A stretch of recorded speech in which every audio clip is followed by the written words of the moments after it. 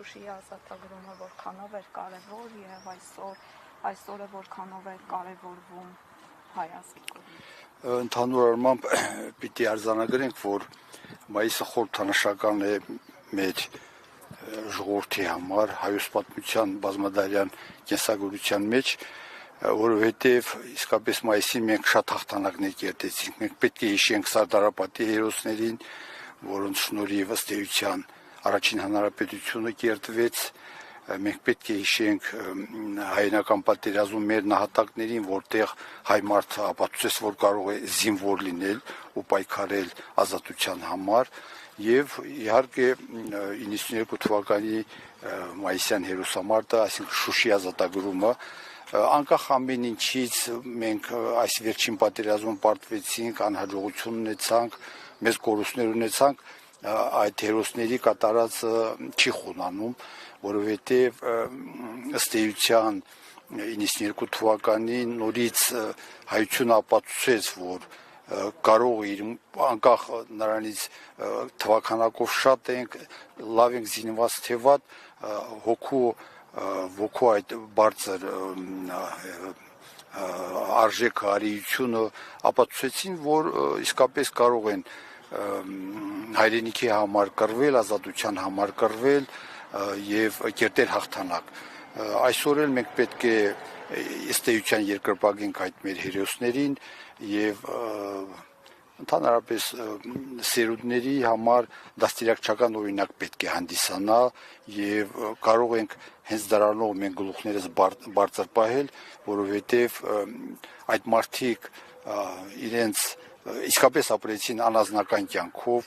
ապրեցին հանուն երկրի, հանուն պետականության, հանուն հայության։ Պարոն Բալայան, ռազմական քաղաքական տեսանկյունից որքանով էր կարևոր Շուշիի ազատագրումը, այսօր էլ արդեն շահարկում են Շուշիի հայկական լինելու փաստը, որքանով էր դա հայերի համար հայկական Շուշիի ազատագրումը կարևոր։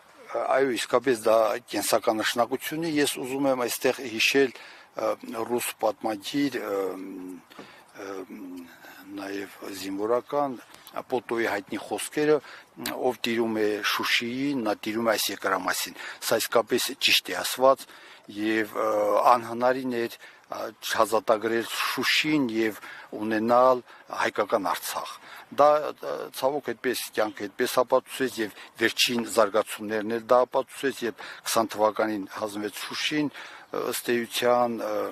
փաստորեն ինչ որ միտեղ կանխորոշվեց նաև պատերազմի հետագա ելքը, ես նկատի ունեմ 23 թվականի իրադարձությունները, զարգացումները, եւ սա նույնպես մեզ համար դաս պետք է լինի, որովհետեւ երբ ինչպես ասում են 18-րդ դարի երկրորդ կեսին թեթև ձեռքով հանձնվեց մեր հակառակորդներին, մեր թշնամիներին Շուշին եւ ինչպես ասում են, ողբերգության հիմքը դրվեց այն ժամանակահատվածում, ճիշտ է, հետագա ժամանակներում մեր ժողովուրդը թե ռազմի դաշտում, թե հոգևոր կյանքում, աշխարհիկ մեր իրականության մեջ կարողացան ապացուցել, որ Շուշին կարող է նաև հայությանը, ինչպես ասում են, նոր մղումների, նոր հաջողությունների լիցք հաղորդել, ցավոք սրտի դա միջևես չկարողացանք արժևորել եւ մենք այդ քաղաքի կորուստով մենք բացեցինք մեր անհաջողությունների դուռը։ Ավարտված համարենք ամեն ինչ։ Կարծում եմ, որ ընդհանուր առմամբ պետք է ասենք, որ այդպես չի, որ այս պարտությամբ մենք կորցրել ենք ամեն ինչ։ Ինչի՞ եմ ես դա ասում, որովհետև մեր բազում դարերի ընթացքում, ճիշտ է, Հայկ Նահապետը հաղթանակով մեր պատմության առաջի էջը բացեց, հետագա ժամանակներում մենք եւ հաջողություններ ունեցանք եւ անհաջողություններ, բայց այն ուղին, այն ճանապարհը, որ Հայկ Նահապետն է գծել, կարծում եմ, որ մեր ժողովուրդը շարժվում է, անցնում է այդ ճանապարհով եւ պատահական չէ, որ հազարամյակների ընթացքում լինելով շրջապատված թշնամական պատմական երկրներով մենք կարողացանք հաղթահարել եւ հասնել այսօրվան։ Մեր տարիքից, այսպես ասենք, ժողովուրդները, պետությունները այսօր չկան, փառք Աստծո, որ մենք այսօր ունենք Հայաստանի Հանրապետություն, պետականություն ունենք եւ ինչպես ասում են, աչքի լույսի պես պետք է փայփայել այդ պետականությունը հետագա մարտահրավերներին դիմակայելու համար։ Անվարյան, ինչպիսի պայմաններ պետք է ստեղծվեն, որպեսզի հնարավոր լինի Շուշիի վերաազատագրումը եւ ոչ միայն Շուշիի, այլև ամբողջ Արցախի։ Ես կարծում եմ, որ ամենամեծ գրավականը դրան պետք է լինի մեր համազգային միասնականությունը։ Սա անչափ կարևոր է, այդ նայեք այսօր սևեր, սպիտակներ, հներ, նորեր, այդ զրույցները անդադ գիտեք արցախցիներ, հայաստանցիներ, չէ, անդադ այդ թեմաները շահարկում է եւ պիտի ասեմ, որ դա անդադ ներարկում է դրսից մեր թշնամիների կողմից, որովհետեւ մեր ժողովրդին կարելի է միայն հաղթել այդ բաժանումների միջոցով։ Ես այդպես պատմական մի փոքր իրողություն ներկայացնեմ, երբ ասենք նույն Սելջուկ թուրքերը 11-րդ դարից սկսեցին մտնել հայկական լեռնաշխարհ, այդպես սկսեցին մեր առանձին նահանգներին բաժան անել եւ հեշտությամբ նվաճել անառիկ մեր այս երկիրը։ Կարծում եմ, որ հենց մեր առաջին հաղթանակը, ես նորագույն ժամանակաշրջանի, ես նկատի ունեմ 1991-ից 4 թվականի, հենց այդ միասնականությամբ կարողացանք կերտել, անկախ մեկել եմ ասում նրանից, թե այն ժամանակ Ադրբեջանը զինական տեսանկյունից մի քանի անգամ ավելի բարձր էր, թե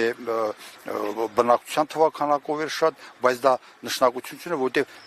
այն գերամիասնությունը